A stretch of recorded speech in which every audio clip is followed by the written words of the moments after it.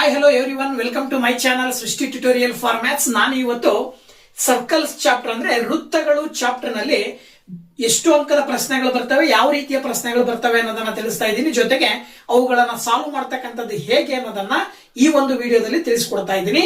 So ನೋಡಿ, ಇಲ್ಲಿ ಮೊದಲನೇದಾಗಿ ಸರ್ಕಲ್ಸ್ ಚಾಪ್ಟರ್ ಅಲ್ಲಿ ಅಂದ್ರೆ ವೃತ್ತಗಳು ಚಾಪ್ಟರ್ ಅಲ್ಲಿ ನಿಮಗೆ ಕೇವಲ 5 ಅಂಕದ ಪ್ರಶ್ನೆಗಳು ಬರ್ತವೆ. ಆ 5 ಅಂಕದ ಪ್ರಶ್ನೆಗಳಲ್ಲಿ 2 ಅಂಕದ ಒಂದು ಕ್ವಶನ್ ಇರುತ್ತೆ. ಓಕೆನಾ? 2 ಅಂಕದ ಒಂದು ಕ್ವಶನ್ ಜೊತೆಗೆ 3 ಅಂಕದ ಒಂದು ಕ್ವಶನ್, ಅಲ್ಲಿಗೆ ಒಟ್ಟು 2 + 3 ಮಾಡಿದ್ರೆ 5 ಅಂಕದ ಪ್ರಶ್ನೆಗಳು ಈ ಚಾಪ್ಟರ್ ಮೇಲೆ ಬರ್ತವೆ.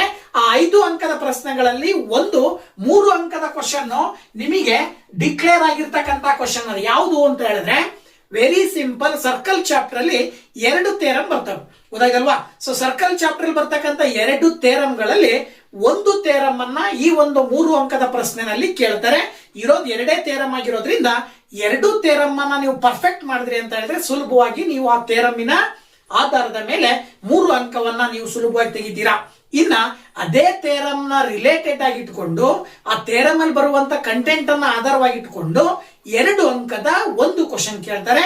ಆ 2 ಅಂಕದ ಒಂದು ಕ್ವಶನ್ ಅನ್ನ ನೀವು ಹೇಗೆ ಸಾಲ್ವ್ ಮಾಡೋದು ಅನ್ನೋದನ್ನ ತಿಳ್ಕೊಂಡ್ರಿ ಅಂತ ಹೇಳಿದ್ರೆ ಈ ಚಾಪ್ಟರ್ ನಲ್ಲಿ ಸುಲಭವಾಗಿ 5 ಅಂಕವನ್ನ ಪಡಿಬಹುದು. ಓಕೆನಾ? ಸೊ ಹಾಗಿದ್ರೆ ಮೊದಲನೇದಾಗಿ 2 ಅಂಕದ ಪ್ರಶ್ನೆಗಳು ಯಾವ ರೀತಿ ಬರ್ತವೆ, ಆ ಕ್ವಶನ್ಸ್ ನ ಹೇಗೆ ನಾವು ಅಟೆಂಡ್ ಮಾಡಿ ಸುಲಭವಾಗಿ ಫುಲ್ ಮಾರ್ಕ್ಸ್ ತಗೊಳ್ಬಹುದು ಅನ್ನೋದಕ್ಕೆ ಸಂಬಂಧಪಟ್ಟ ಹಾಗೆ ಕೆಲವು ಪ್ರಶ್ನೆಗಳನ್ನ ಉದಾಹರಣೆ ಸಮೇತ ತಿಳಿಸ್ತಾ ಇದ್ದೀನಿ. ಇಲ್ಲಿ ನಾನು ತಗೊಂಡಿರುವಂತ ಕ್ವಶನ್ಸ್ ಮ್ಯಾಕ್ಸಿಮಮ್ ಆಗಿ ಮೈನ್ ಬೋರ್ಡ್ ಎಕ್ಸಾಮ್ ಗೆ ಬರುವಂತ ಕ್ವಶನ್ಸ್ ಆಗಿರುತ್ತೆ. ಸೊ ಕ್ಲಿಯರ್ ಆಗಿ ಅರ್ಥ ಮಾಡ್ಕೊಳ್ಳಿ ಅಂತ ಹೇಳ್ತಾ ಬನ್ನಿ ಕ್ಲಾಸ್ ಶುರು ಮಾಡೋಣ. ನೋಡಿ, ಮೊದಲನೇ ಕ್ವಶನ್ ಬಂದು ಇನ್ ದ ಗಿವನ್ ಫಿಗರ್, ಕೊಟ್ಟಿರುವಂತಹ ಚಿತ್ರದಲ್ಲಿ PA and PB are tangents to the circle with centre O. ಅಂದ್ರೆ O ಕೇಂದ್ರವುಳ್ಳ ಒಂದು ವೃತ್ತಕ್ಕೆ ಎಳೆದಂತ 2 ಸ್ಪರ್ಶಕಗಳು, ಗೊತ್ತಾಯ್ತಲ್ವಾ? ಹಾಗಿದ್ಮೇಲೆ PA ನ ಮೆಜರ್ಮೆಂಟ್ ಕೊಟ್ಟಿದ್ದಾರೆ. PA ನ measurement 4 centimetre. If PA is equal to 4 centimetre, angle APY is equal to 40 degree, find the measure of angle AOB. ಈ ಆಂಗಲ್ ಅನ್ನ ಕಂಡುಹಿಡಿಬೇಕು. ಇದ್ರ ಜೊತೆಗೆ BP ಯ ಮೆಜರ್ಮೆಂಟ್ ಅನ್ನ ಕಂಡುಹಿಡಿರಿ ಅಂತ ಕೊಟ್ಟಿದ್ದಾರೆ. PB ಯ ಮೆಜರ್ಮೆಂಟ್ ಅನ್ನ ಕಂಡುಹಿಡಿರಿ, ಗೊತ್ತಾಯ್ತಲ್ವಾ?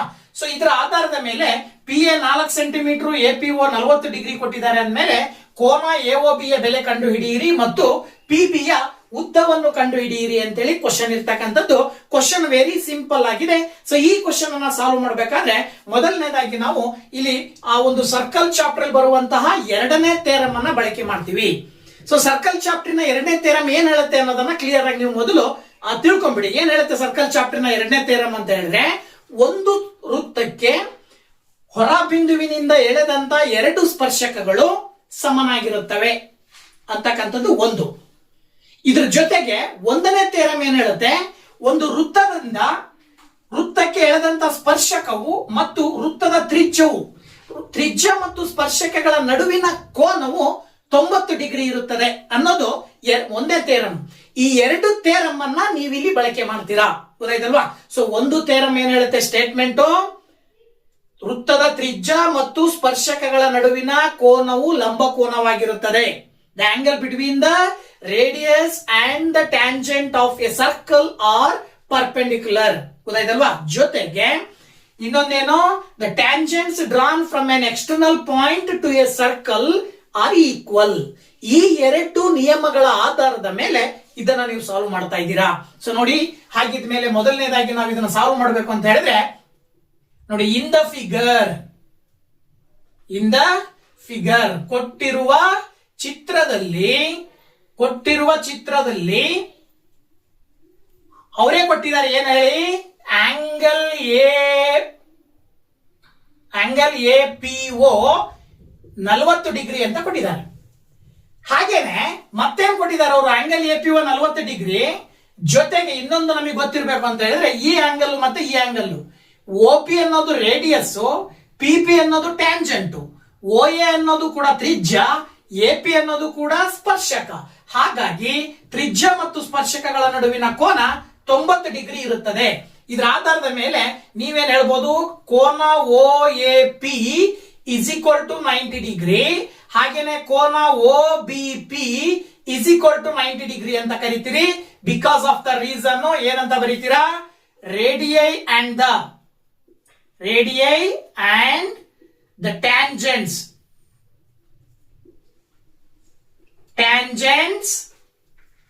ಏನಂತ ಬರೀತೀರಾ, are perpendicular. Tangents are perpendicular ಅಂತ ಹೇಳ್ತೀವಿ. ಅಂದ್ರೆ ತ್ರಿಜ್ಯ ಮತ್ತು ಸ್ಪರ್ಶಕಗಳ ನಡುವೆ ಸ್ಪರ್ಶಕಗಳು ಲಂಬವಾಗಿರುತ್ತವೆ ಅಂತ. ಸ್ಪರ್ಶಕಗಳು ಲಂಬವಾಗಿರುತ್ತವೆ. ಇದರ ಆಧಾರದ ಮೇಲೆ ನಾವೇನ್ ಬರ್ದಿದೀವಿ ಇಲ್ಲಿ, ಕೋನ OAP is equal to 90 degree, ಕೋನ OBP is equal to 90 degree. So ಇವೆರಡೂ ಕೋನಗಳು 90 ಡಿಗ್ರಿ ಆಯ್ತು ಅಂತ ಹೇಳಿದ್ರೆ, ಈ ಎರಡು ಕೋನಗಳು 90 ಡಿಗ್ರಿ ಆಯ್ತು ಅಂತ ಹೇಳಿದ್ರೆ, ಈಗ ಇಲ್ಲಿ AP ಮತ್ತೆ BP ಸಮ ಇದೆ, ಕೋನ A ಕೋನ B ಸಮ ಇದೆ. ಇದರ ಆಧಾರದ ಮೇಲೆ ಈ ಕೋನನು ಕೂಡ ಸಮ ಇರುತ್ತೆ. ಅಂದ್ರೆ ಈ ಕೋನ 40 ಡಿಗ್ರಿ ಇದೆ ಅಂದ್ರೆ ಇದು ಕೂಡ 40 ಡಿಗ್ರಿ ಇರುತ್ತೆ. ಸೊ ನೋಡಿ ಇದನ್ನ ಹೇಗೆ ಬರಿಬಹುದು ಅಂತ ಹೇಳಿದ್ರೆ, ನೀವು ನೋಡಿ ಈ ಎರಡು ಕೋನಗಳು. ಸೊ ಈಗ consider triangle AOP and triangle BOP. Triangle AOP and triangle BOP. Tribhuja AOP ಮತ್ತು ತ್ರಿಭುಜ BOP ನಲ್ಲಿ ಏನ್ ಹೇಳ್ಬೋದು ನಾವೀಗ, angle A is equal to angle B, ಹಾಗೇನೆ OA is equal to OP. OA is equal to OP. OA ಮತ್ತೆ OP ಎರಡು ಕೂಡ ತ್ರಿಜ್ಯಗಳು. ಗೊತ್ತಾಯ್ತಲ್ಲ, OA ಮತ್ತೆ OP ಈಕ್ವಲ್, ಆಂಗಲ್ A ಮತ್ತೆ ಆಂಗಲ್ B ಈಕ್ವಲ್, ಜೊತೆಗೆ OP ಅನ್ನುವಂತ ಸೈಡ್ ಎರಡಕ್ಕೂ ಈಕ್ವಲ್ ಇದೆ. So that OP is equal to OP. ಇದರ ಆಧಾರದ ಮೇಲೆ ನೀವೇನ್ ಹೇಳ್ಬೋದು, ನೀವು ಸೊ ಇವು ಇಷ್ಟನ್ನ ಹೇಳ್ಬಿಟ್ಟು ನೀವೇನ್ ಹೇಳ್ಬೋದು, therefore ಟ್ರಯಾಂಗಲ್ AOP ಕಾಂಗ್ರುಯೆಂಟ್ ಅಂದ್ರೆ ಸರ್ವಸಮ ಟ್ರಯಾಂಗಲ್ BOP ಅಂತ ಹೇಳ್ತೀವಿ. ಇದನ್ನ ಹೇಳಲಿಕ್ಕೆ ಕಾರಣ RHS ರೂಲ್ ಅಂತ ಕರಿತೀವಿ ನಾವು. RHS ನಿಯಮದ ಪ್ರಕಾರ, RHS ನಿಯಮದ ಪ್ರಕಾರವಾಗಿ ಈ ಎರಡು ತ್ರಿಭುಜಗಳು ಏನಾಗಿರ್ತವೆ, ಸರ್ವಸಮ ಆಗಿರ್ತವೆ. ಯಾವಾಗ ಎರಡು ತ್ರಿಭುಜಗಳು ಸರ್ವಸಮಾನೋ ಇದರ ಆಧಾರದ ಮೇಲೆ ನೀವೇನ್ ಹೇಳ್ತೀರಾ, angle APO is equal to, ಅವ್ರು ಕೊಟ್ಟಿದಾರಲ್ವಾ, angle APO is equal to angle BPO that is also equal to 40 degree ಅಂತ ಬರೀತೀರಾ. ಗೊತ್ತಾಯ್ತಲ್ಲ, ಈಗ ಈ ಕೋನ ಬೇಕು ಅಂತ ಹೇಳಿದ್ರೆ ಇದ್ರ ಜೊತೆಗೆ BP is also is equal to AP is equal to BP is equal to 4 centimetre. ಇವು ಇಷ್ಟಕ್ಕೂ ಬರೀಲಿಕ್ಕೆ ಕಾರಣ CPCT ಅಂತ ಕರಿತೀವಿ, corresponding part of congruent triangles. ಸರ್ವಸಮ ತ್ರಿಭುಜದ ಅನುರೂಪ ಲಕ್ಷಣಗಳ ಆಧಾರದ ಮೇಲೆ ಅಂತ ಹೇಳ್ತೀವಿ. ಅನುರೂಪ ಭಾಗಗಳ ಲಕ್ಷಣಗಳ ಆಧಾರದ ಮೇಲೆ ಇವೆರಡು ಕೂಡ ಈಕ್ವಲ್. ಇದ್ರ ಆಧಾರದ ಮೇಲೆ ನಿಮಗೆ ಎರಡನೇ ಕ್ವಶನ್ ಏನ್ ಕೇಳಿದ್ರಲ್ವಾ, ಏನೋ PB ಯ ಉದ್ದವನ್ನು ಕಂಡುಹಿಡಿಯಿರಿ ಅಂತ ಹೇಳಿ. ಸೊ PB ಯ ಉದ್ದ ಸಿಕ್ತು 4 ಸೆಂಟಿಮೀಟರ್. ಈಗ AOB ಬೇಕಲ್ವಾ. ಸೊ AOB ಬೇಕು ಅಂತ ಹೇಳಿದ್ರೆ ಇನ್ ಎ ಕ್ವಾಡ್ರಿಲ್ಯಾಟರಲ್ ಅಂತ ತಗೊಳ್ರಿ ನೀವು. ಚತುರ್ಭುಜ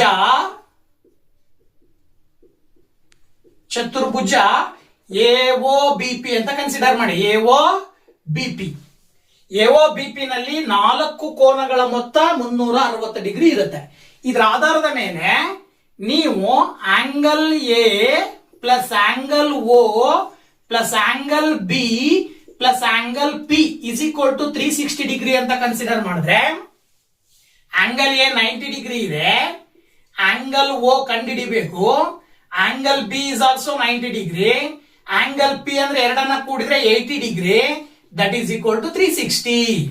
ಸೊ 90 ಪ್ಲಸ್ 90 180, 180 ಗೆ ಪ್ಲಸ್ 80 ನ ಆಡ್ ಮಾಡ್ರಿ ನೀವು, ಎಷ್ಟು ಬರುತ್ತೆ, 260 ಬರುತ್ತೆ. ಓಕೆನಾ.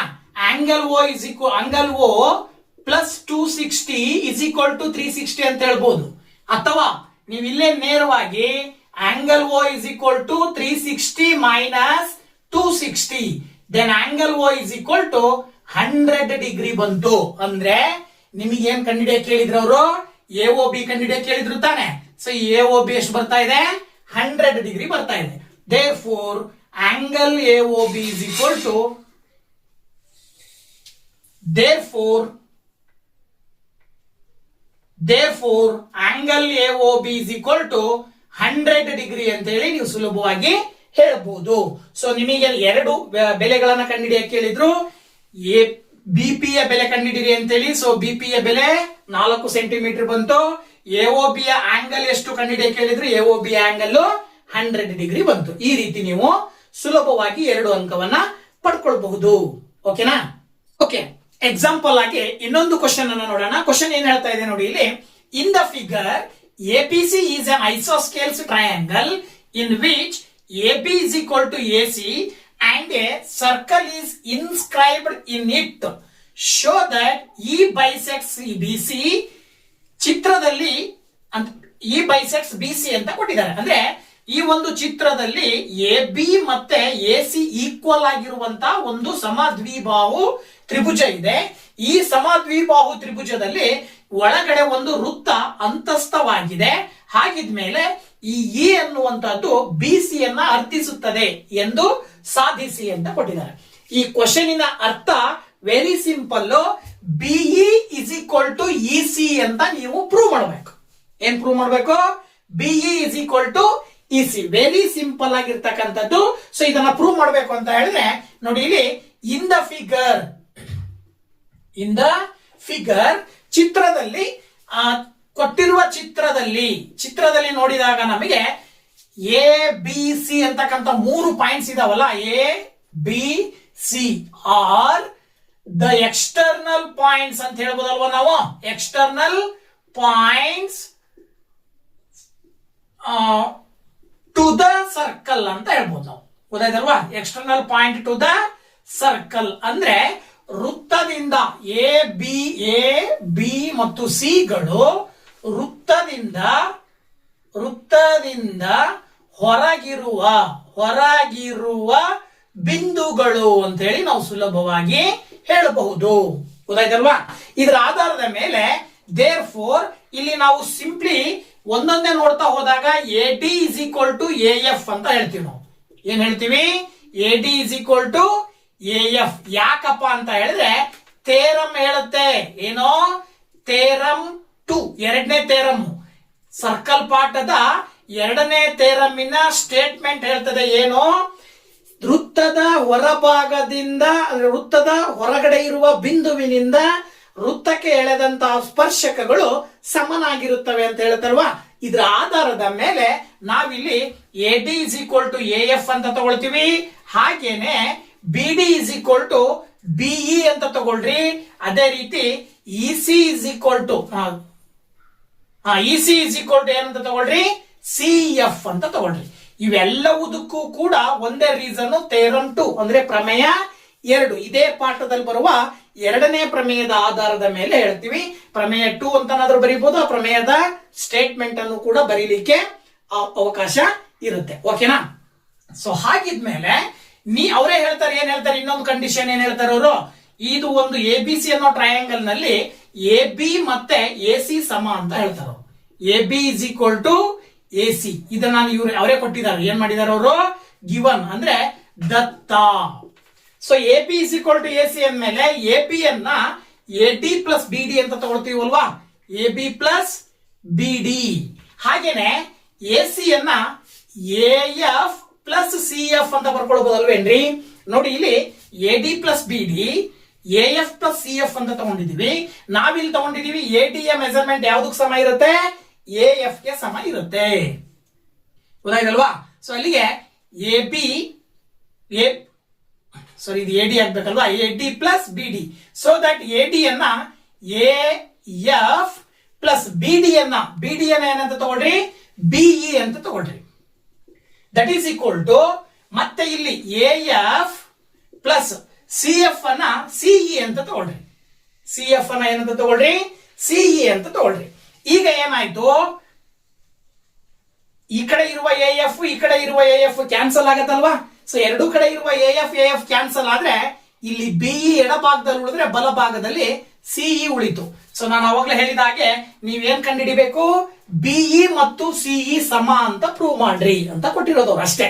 ಸೊ ಇದರ ಆಧಾರದ ಮೇಲೆ ಇದು ಆನ್ಸರ್ ಬಂದಿದೆ ಅಂದ್ರೆ ಇದರ ಆಧಾರದ ಮೇಲೆ ದೇರ್ಫೋರ್ ಏನ್ ಹೇಳ್ತಾ ಇದೆ ಇದರ ಅರ್ಥ ಅಂತ ಹೇಳಿದ್ರೆ ನೋಡಿ ಇಲ್ಲಿ BC is equal to BE plus CE ಅಂತ ಹೇಳ್ತೀವಲ್ವಾ, ಬಿಸಿ ಅನ್ನ ಬಿಇ ಪ್ಲಸ್ ಸಿಇ ಅಂತ ಕರಿತೀವಿ. ಹಾಗೇನೆ BC is equal to BE plus CE ನ ಮೆಜರ್ಮೆಂಟ್ ಬಿಇ ಗೆ ಈಕ್ವಲ್ ಇರೋದ್ರಿಂದ ಸಿಇ ಬದಲಾಗಿ ನಾನು ಅದನ್ನು ಕೂಡ ಬಿಇ ಅಂತ ಕನ್ಸಿಡರ್ ಮಾಡಿದ್ರೆ BC is equal to BE plus BE ಅಂದ್ರೆ 2ಬಿಇ ಆಯ್ತು ಅಲ್ವಾ. 2ಬಿಇ ಅದರ ಅರ್ಥ ಏನು, ಬಿಸಿ ಅನ್ನುವಂಥದ್ದು ಬಿಇ ನ 2ರಷ್ಟಿರುತ್ತೆ. ಅಥವಾ ಇನ್ನೊಂದು ರೀತಿಯಲ್ಲಿ ಏನ್ ಹೇಳ್ಬೋದು ಇದನ್ನ, BE is equal to BC divided by 2. ಅವ್ರು ಹೇಳೋ ಪ್ರಕಾರ ಬಿಸಿ ಯನ್ನು ಇಯು ಅರ್ಧಿಸುತ್ತದೆ. ಇದ್ರ ಪ್ರಕಾರ BE is equal to BC divided by 2 ಅಂತ ಹೇಳಿ ಸುಲಭವಾಗಿ ನಾವು ಆನ್ಸರ್ ನ ಹೇಳ್ತಾ ಇದೀವಿ. ಓಕೆನಾ. ಇನ್ನೊಂದು ಎಕ್ಸಾಂಪಲ್ ನೋಡಿ, ಏನ್ ಹೇಳ್ತಾ ಇದೆ ಅಂತ ಹೇಳಿದ್ರೆ, ಇನ್ ಎ ಕ್ವಾಡ್ರಿಲ್ಯಾಟರಲ್ ನ ಒಳಗಡೆ ಎಬಿಸಿಡಿ ಅನ್ನುವ ಕ್ವಾಡ್ರಿಲ್ಯಾಟರಲ್ ನ ಒಳಗಡೆ ಒಂದು ಸರ್ಕಲ್ ಇನ್ಸ್ಕ್ರೈಬ್ ಆಗಿದೆ. ಓಕೆ, ಹಾಗಿದ್ಮೇಲೆ prove that AB plus CD is equal to AD plus BCE ಅಂತ ಪ್ರೂವ್ ಮಾಡ್ರಿ ಅಂತ ಕೊಟ್ಟಿದ್ದಾರೆ. ಓಕೆನಾ. ಸೊ ಇದನ್ನ ಪ್ರೂವ್ ಮಾಡ್ಬೇಕಂತ ನೋಡಿ, ಎಬಿಸಿಡಿ ಚತುರ್ಭುಜದಲ್ಲಿ ವೃತ್ತವು ಅಂತಸ್ಥವಾಗಿದೆ. AB plus CD is equal to AD plus BC ಎಂದು ಸಾಧಿಸಿ ಅಂತ ಕೊಟ್ಟಿದ್ದಾರೆ. ಸೊ ಇದನ್ನ ಸಾಧಿಸಬೇಕು ಅಂತ ಹೇಳಿದ್ರೆ ನೀವು ಕೊಟ್ಟಿರುವಂತಹ ಚಿತ್ರದಲ್ಲಿ ಇಲ್ಲಿ ಎ ಅನ್ನುವಂತ ಒಂದು ಹೊರ ಬಿಂದುವಿನಿಂದ ಎಳೆದಂತ ಸ್ಪರ್ಶಕಗಳ ಎರಡಕ್ಕೂ ಒಂದೊಂದು ಹೆಸರು ಕೊಟ್ಕೊಂಡ್ಬಿಡ್ರಿ, ಪಿ ಕ್ಯೂ ಆರ್ ಎಸ್ ಅಂತೆ. ಈಗ ಎ ಅನ್ನುವಂಥದ್ದು ಒಂದು ಸರ್ಕಲಿನ ಹೊರಭಾಗದಲ್ಲಿರುವಂತ ಒಂದು ಟ್ಯಾಂಜೆಂಟ್ ಅಂತ ಕನ್ಸಿಡರ್ ಮಾಡಿದ್ರೆ ಎಎಸ್ ಮತ್ತೆ ಎಪಿ ಈಕ್ವಲ್ ಇರುತ್ತೆ. ಹಾಗೇನೆ ಬಿ ಕ್ಯೂ ಮತ್ತೆ ಬಿಪಿ ಈಕ್ವಲ್ ಇರುತ್ತೆ. ಸಿ ಆರ್ ಮತ್ತೆ ಸಿ ಕ್ಯೂ ಈಕ್ವಲ್ ಇರುತ್ತೆ. ಹಾಗೆ ಡಿ ಎಸ್ ಮತ್ತೆ ಡಿ ಆರ್ ಈಕ್ವಲ್ ಇರುತ್ತೆ. ನೋಡಿ ಇಲ್ಲಿ ಏನ್ ಹೇಳ್ಬೋದು ಅಂದ್ರೆ, in the figure A B C D are external point to a circle ಅಂತ ಬರ್ಕೊಳ್ಳಿ. ಅಂದ್ರೆ ಎ ಬಿ ಸಿ ಮತ್ತು ಡಿ ಗಳು ವೃತ್ತದ ಹೊರಗಿನ ಬಿಂದುಗಳು ಅಂತ ಕನ್ಸಿಡರ್ ಮಾಡಿದ್ರೆ, ವೃತ್ತದ ಹೊರಗಿನ ಬಿಂದುಗಳು. ಓಕೆನಾ. ಈಗ ಏನ್ ಮಾಡ್ಬೋದು ಅಂತ ಹೇಳಿದ್ರೆ ನೋಡಿ, ಇಲ್ಲಿ ಮೊದಲನೇದಾಗಿ ಎಪಿ ಅನ್ನ ಮೆಜರ್ಮೆಂಟ್ ಅನ್ನು ತಗೊಂಡ್ರೆ ಎಪಿ ಯಾವ್ದಕ್ಕೆ ಈಕ್ವಲ್ ಇರುತ್ತೆ, ನಾವು ಕೊಟ್ಟಿರುವಂತಹ ಬಿಂದುಗಳ ಆಧಾರದ ಮೇಲೆ ಎಪಿ ಮತ್ತೆ ಎಎಸ್ ಈಕ್ವಲ್. ಓಕೆನಾ. ಅದೇ ರೀತಿ ಬಿಪಿ ಕನ್ಸಿಡರ್ ಮಾಡಿದ್ರೆ ಬಿಪಿ ಯಾವ್ದಕ್ಕೆ ಈಕ್ವಲ್ ಇರುತ್ತೆ, ಬಿ ಕ್ಯೂಗೆ ಈಕ್ವಲ್ ಇರುತ್ತೆ. ಓಕೆನಾ. ಇನ್ನ ನೆಕ್ಸ್ಟ್ ಈ ಸೈಡ್ ತಗೊಳ್ರಿ, ಸಿ ಆರ್ ಅಂತಕ್ಕಂಥದ್ದು ಸಿ ಪಾಯಿಂಟ್ ಇಂದ ಎಳೆದಂತ ಟ್ಯಾಂಜೆಂಟ್ ಸಿ ಆರ್ ಗೆ ಯಾವ್ದು ಈಕ್ವಲ್ ಇರುತ್ತೆ, ಸಿ ಕ್ಯೂ ಈಕ್ವಲ್ ಇರುತ್ತೆ. As it is D R ಗೆ ಡಿ ಎಸ್ ಈಕ್ವಲ್ ಇರುತ್ತೆ. ಇವಿಷ್ಟನ್ನು ಕೂಡ ನೀವು ಬರ್ದಿರೋದು ಯಾವ ರೀಸನಿನ ಆಧಾರದ ಮೇಲೆ, ಥೇರಮ್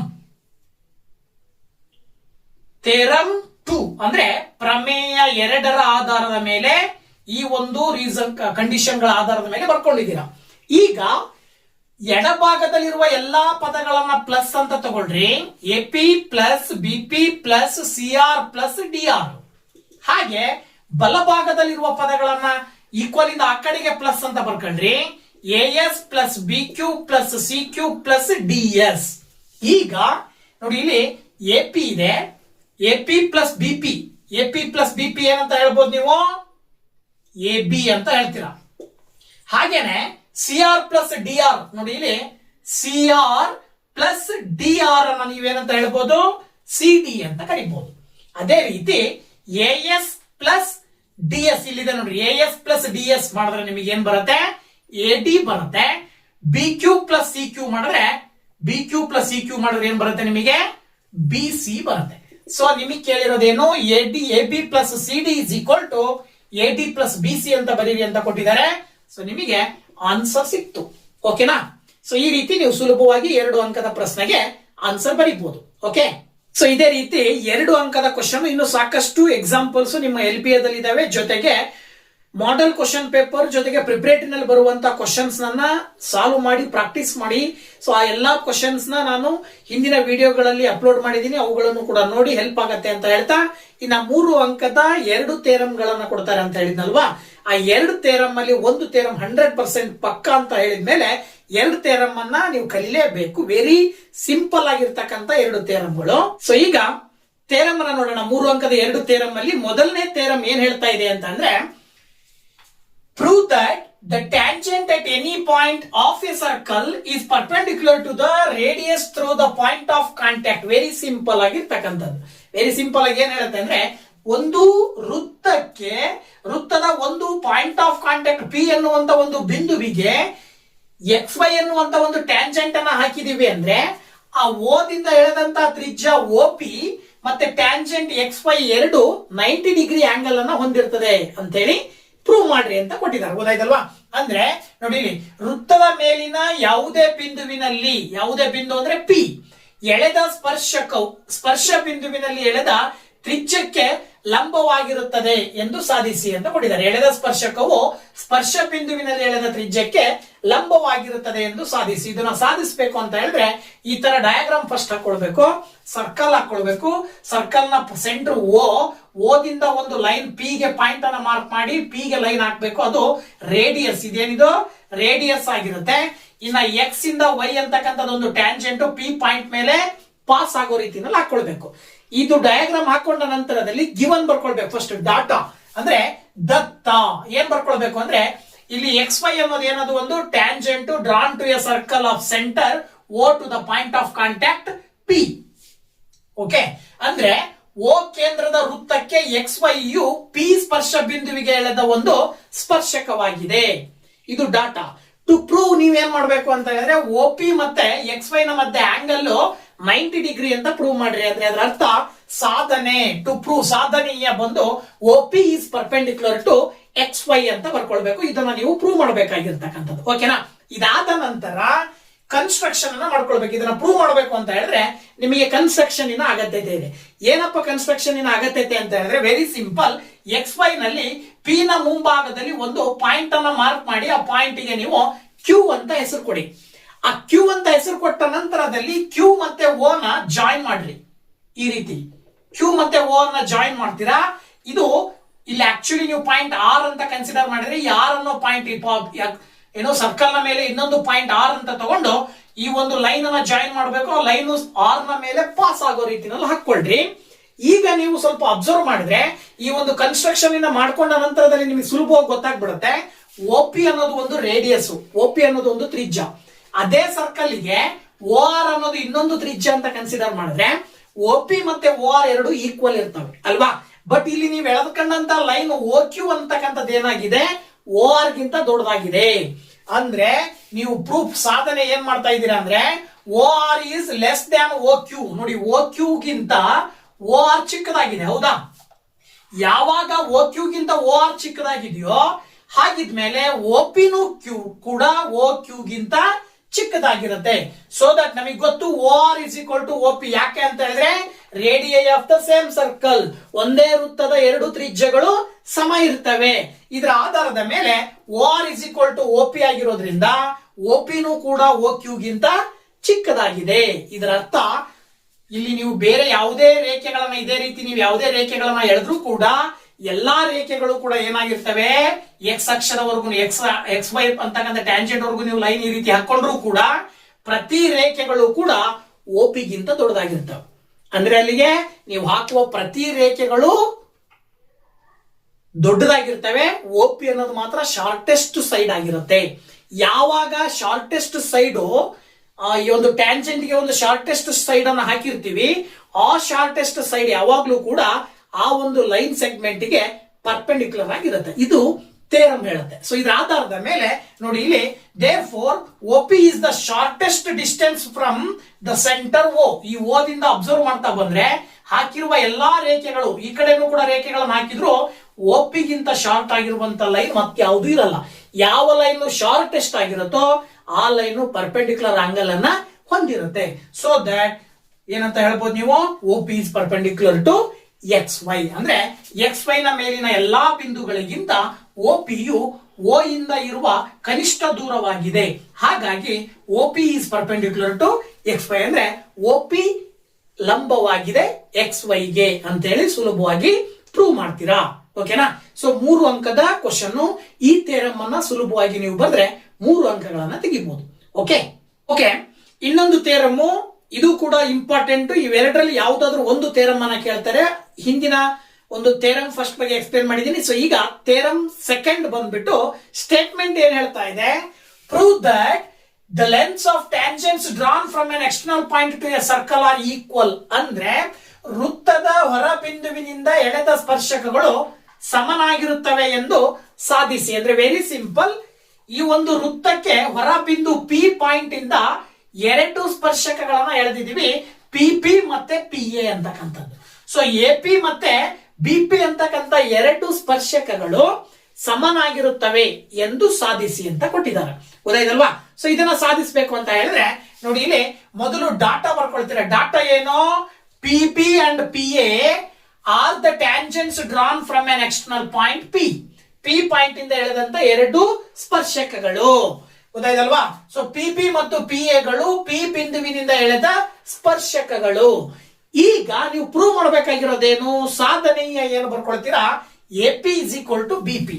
ಎ ಪಿ ಮತ್ತೆ ಬಿ ಪಿ ಸಮ ಅಂತ ಹೇಳಿ ನೀವು ಪ್ರೂವ್ ಮಾಡಬೇಕು. ಗೊತ್ತಾಯ್ತಲ್ವಾ? ಸೊ ಇದನ್ನ ಪ್ರೂವ್ ಮಾಡೋದಾದ್ರೆ ನೋಡಿ, ಇಲ್ಲಿ ನಾವು ಕನ್ಸ್ಟ್ರಕ್ಷನ್ ಮಾಡ್ಕೊಳ್ಬೇಕಾಗತ್ತೆ. ಅಂದ್ರೆ ರಚನೆ, ಏನ್ ರಚನೆ ಮಾಡ್ಕೊಳ್ತೀರಾ, ವೆರಿ ಸಿಂಪಲ್. ಓ ಅಂತಕ್ಕಂತ ಸೆಂಟರ್ ನಿಂದ ಬಿ ಅನ್ನುವಂತ ಪಾಯಿಂಟ್ ಗೆ ಒಂದು ಲೈನ್ ಹಾಕೊಳ್ರಿ. ಅದೇ ರೀತಿ ಓದಿಂದ ಎಗೆ ಒಂದು ಲೈನ್ ಹಾಕೊಳ್ರಿ. ಜೊತೆಗೆ ಓದಿಂದ ಪಿ ಅನ್ನ ಸೇರಿಸಿ. ಈ ರೀತಿ ನೋಡಿ, join O B, O A and O P. This is the construction. ಅಂದ್ರೆ ಓ ಬಿ, ಓ ಎ ಮತ್ತು ಓ ಪಿ ಗಳನ್ನ ಸೇರಿಸಿ. ಈ ರೀತಿ ಸೇರಿಸಿದ ನಂತರ ನಿಮಗೆ ಇಲ್ಲಿ ಎರಡು ತ್ರಿಭುಜಗಳ ರಚನೆ ಆಯ್ತು. ಒಂದು ಓ ಬಿ ಪಿ ಅನ್ನುವಂಥದ್ದು ಒಂದು ತ್ರಿಭುಜ ಆದ್ರೆ, ಕೆಳಗಡೆ ಇನ್ನೊಂದು ಓ ಎ ಪಿ ಅಂತಕ್ಕಂಥದ್ದು ಇನ್ನೊಂದು ತ್ರಿಭುಜ. ಈ ಎರಡು ತ್ರಿಭುಜಗಳನ್ನ ಕನ್ಸಿಡರ್ ಮಾಡಿಕೊಂಡು ನೀವು ಪ್ರೂವ್ ಮಾಡ್ತೀರಾ. ಸೊ ಪ್ರೂಫ್ ಬಂದ್ಬಿಟ್ಟು, ಪ್ರೂಫ್ ಅಂತ ಹೇಳಿದ್ರೆ ಸಾಧನೆ ನೀವು ಏನ್ ಮಾಡ್ಬೇಕು ಅಂದ್ರೆ, in triangle A O P and triangle B O P, triangle A O P ಮತ್ತು ಬಿ ಒ ಪಿ ನಲ್ಲಿ ನೀವು ಇಲ್ಲಿ ನೋಡಿದ ಹಾಗೆ ಒ ಪಿ ಮೆಜರ್ಮೆಂಟ್ ಎಷ್ಟಿರುತ್ತೋ ಓ ಎ ನ ಮೆಜರ್ಮೆಂಟ್ ಅಷ್ಟೇ ಇರುತ್ತೆ. ಯಾಕಪ್ಪ ಅಂತ ಹೇಳಿದ್ರೆ ಒ ಪಿ ಮತ್ತೆ ಓ ಎ ಎರಡೂ ಕೂಡ ಒಂದೇ ವೃತ್ತದ ಮೇಲಿರುವ ಎರಡು ತ್ರಿಜ್ಯಗಳು. ಸೊ ಒಂದೇ ವೃತ್ತದ ಮೇಲೆ ನೀವು ಎಷ್ಟೇ ತ್ರಿಜ್ಯಗಳನ್ನು ಎಳೆದ್ರು ಆ ತ್ರಿಜ್ಯಗಳು ಸಮ ಇರ್ತವೆ. ಇದರ ಆಧಾರದ ಮೇಲೆ ನೀವು O B is equal to O A ಅಂತ ಹೇಳ್ತೀರಾ. ಕಾರಣ ಬರೀತೀರಾ, ರೇಡಿಯೈ ಆಫ್ ಸೇಮ್ ಸರ್ಕಲ್, ಒಂದೇ ವೃತ್ತದ ತ್ರಿಜ್ಯಗಳು ಸಮ ಇರುತ್ತವೆ ಅನ್ನೋದ್ರ ಆಧಾರದ ಮೇಲೆ. ಇನ್ನೊಂದು, ಈ ಒ ಪಿ ಅಂತಕ್ಕಂಥ ಸೈಡ್ ಅನ್ನ ಅಬ್ಸರ್ವ್ ಮಾಡಿದ್ರೆ ಮೇಲ್ಗಡೆ ಟ್ರಯಾಂಗಲ್ಗೂ ಅದೇ ಸೈಡ್ ಬರುತ್ತೆ, ಕೆಳಗಡೆ ಟ್ರಯಾಂಗಲ್ಗೂ ಕೂಡ ಅದೇ ಸೈಡ್ ಬರುತ್ತೆ. ಎರಡೂ ಟ್ರಯಾಂಗಲ್ಗೂ ಒಂದೇ ಸೈಡ್ ಇರೋದ್ರಿಂದ ಸಮ ಇರುತ್ತೆ. ಇದರ ಆಧಾರದ ಮೇಲೆ O P is equal to O P ಬರೀತೀರ ಅಂದ್ರೆ common side of two triangles. ಅಂದ್ರೆ ಎರಡೂ ತ್ರಿಭುಜಗಳಿಗೂ ಸಾಮಾನ್ಯವಾಗಿರುವಂತ ಒಂದು ಬಾಹು ಆಗಿರೋದ್ರಿಂದ ಅದು ಸಮ ಇರುತ್ತದೆ. ಇಲ್ಲಿ ಒಂದು ಸೈಡ್ ಸಮ ಆಯ್ತು, ಇನ್ನೊಂದು ಸೈಡ್ ಸಮ ಆಯ್ತು. ಇದು ಒಂದು ಸೈಡ್ ಅಂತ ಕನ್ಸಿಡರ್ ಮಾಡಿದ್ರೆ ಈ ಒ ಪಿ ಅಂತಕ್ಕಂಥದ್ದು ಏನಾಗಿರುತ್ತೆ, ಹೈಪೋಟಿನಸ್ ಅಂತ ಕರಿತೀವಿ ನಾವು, ವಿಕರ್ಣ ಅಂತ ಕರಿತೀವಿ. ಯಾಕೆ ವಿಕರ್ಣ ಅಂತ ಕರಿತೀವಿ ಅಂದ್ರೆ, ಪ್ರಮೇಯ ಒಂದು ಹೇಳುತ್ತೆ, ಒ ಪಿ ಅನ್ನುವಂತಹ ತ್ರಿಜ್ಯಕ್ಕೆ ಪಿ ಪಿ ಅನ್ನುವಂತಹ ಟ್ಯಾಂಜೆಂಟ್ ಅನ್ನ ಹಾಕಿದಾಗ ಈ ತ್ರಿಜ್ಯ ಮತ್ತು ಟ್ಯಾಂಜೆಂಟಿನ ಮಧ್ಯೆ ಆಂಗಲ್ ಏನಾಗಿರುತ್ತೆ, 90 ಡಿಗ್ರಿ ಇರುತ್ತೆ, ಪರ್ಪೆಂಡಿಕ್ಯುಲರ್ ಆಗಿರುತ್ತೆ ಅಂತೇಳಿ ಈ ಹಿಂದಿನ ಥಿಯರಮ್ ಅಲ್ಲಿ ನಾವು ನೋಡಿದ್ವಿ. ಇದರ ಆಧಾರದ ಮೇಲೆ ಏನ್ ಹೇಳ್ಬೋದು, angle O P P is equal to angle O A P ಅಂತ ಹೇಳ್ತೀವಿ. ಅದು ಕೂಡ 90 ಡಿಗ್ರಿ ಇರುತ್ತೆ. ಇದರ ಆಧಾರದ ಮೇಲೆ ಒಂದು ಸೈಡು, ಒಂದು ಹೈಪೋಟಿನಸ್ ವಿಕರ್ಣ, ಒಂದು ಕೋನ ಲಂಬಕೋನ. ಲಂಬಕೋನ, ವಿಕರ್ಣ ಮತ್ತೆ ಬಾಹು ಇವು ಮೂರು ಸಮ ಇರೋದ್ರಿಂದಾಗಿ R H S congruent rule ಅಂತ ಬರುತ್ತೆ ಒಂದು ನಿಯಮ. ಆ ಆರ್ ಎಚ್ ಎಸ್ ಅಂತ ಹೇಳಿದ್ರೆ ರೈಟ್ ಆಂಗಲ್, ಹೆಚ್ ಅಂದ್ರೆ ಹೈಪೋಟಿನಸ್, ಎಸ್ ಅಂದ್ರೆ side. So right angle, hypotenuse, side ಮೂರು ಈಕ್ವಲ್ ಇದ್ದಾಗ ಆ ಎರಡು ತ್ರಿಭುಜಗಳನ್ನ ಸರ್ವಸಮ ತ್ರಿಭುಜಗಳು ಅಂತ ಕರಿತೀವಿ, ಕಾಂಗ್ರುಯೆಂಟ್ ಟ್ರಯಾಂಗಲ್ಸ್ ಅಂತ ಹೇಳ್ತೀವಿ. ಇದರ ಆಧಾರದ ಮೇಲೆ triangle A O P congruent to triangle B O P because of the reason R H S rule, ಅಂದ್ರೆ ಆರ್ ಎಚ್ ಎಸ್ ನಿಯಮದ ಪ್ರಕಾರ. ಈಗ ಇದರ ಆಧಾರದ ಮೇಲೆ ಇಲ್ಲಿ ಯಾವಾಗ ಎರಡು ಟ್ರಯಾಂಗಲ್ ಕಾಂಗ್ರುಯೆಂಟ್ ಅಲ್ಲಿ ಬರುವಂತ ಎಲ್ಲಾ ಕರೆಸ್ಪಾಂಡಿಂಗ್ ಸೈಡ್ಸ್ ಮತ್ತೆ ಕರೆಸ್ಪಾಂಡಿಂಗ್ ಆಂಗಲ್ಸ್ ಈಕ್ವಲ್ ಇರ್ತವೆ ಅಂತೇಳಿ ಕಾಂಗ್ರುಯೆಂಟ್ ಟ್ರಯಾಂಗಲ್ ಇನ ನಿಯಮ ಹೇಳುತ್ತೆ. If two triangles R ಕಾಂಗ್ರುಯೆಂಟ್, then their all corresponding sides are equal and all corresponding angles are equal. ಅಂದ್ರೆ ಎರಡು ತ್ರಿಭುಜಗಳು ಸರ್ವಸಮವಾಗಿದ್ದಾಗ ಆ ತ್ರಿಭುಜಗಳ ಎಲ್ಲಾ ಅನುರೂಪ ಬಾಹುಗಳು ಸಮ ಇರ್ತವೆ, ಹಾಗೆ ಅನುರೂಪ ಕೋನಗಳು ಕೂಡ ಸಮ ಇರ್ತವೆ. ಇದರ ಆಧಾರದ ಮೇಲೆ ಎಪಿ ಅನ್ನುವಂತಹ ಒಂದು ಸೈಡ್ಗೆ ಮೇಲ್ಗಡೆ ಟ್ರಯಾಂಗಲ್ ನಲ್ಲಿ ಬಿಪಿ ಅನ್ನುವಂತಹದ್ದು ಕರೆಸ್ಪಾಂಡಿಂಗ್ ಸೈಡ್ ಅಂದ್ರೆ ಅನುರೂಪ ಬಾಹು ಆಗುತ್ತೆ. ಸೊ ಹಾಗಾಗಿ ಎಪಿಗೆ ಬಿಪಿ ಈಕ್ವಲ್ ಅಂತ ಹೇಳಿ ಸುಲಭವಾಗಿ ಹೇಳ್ಬೋದು ನಾವು. ಅದರ ಪ್ರಕಾರ AP is equal to BP ಅಂತ ಬರಿತೀವಿ. ಕಾರಣ ಸಿಬಿಪಿಟಿ ಅಂತ ಹೇಳ್ತೀವಿ. ಸಿಬಿಪಿಟಿ ಅಂದ್ರೆ ಏನು? ಕಾಂಗ್ರುಯೆಂಟ್ ಕರೆಸ್ಪಾಂಡಿಂಗ್ ಪಾರ್ಟ್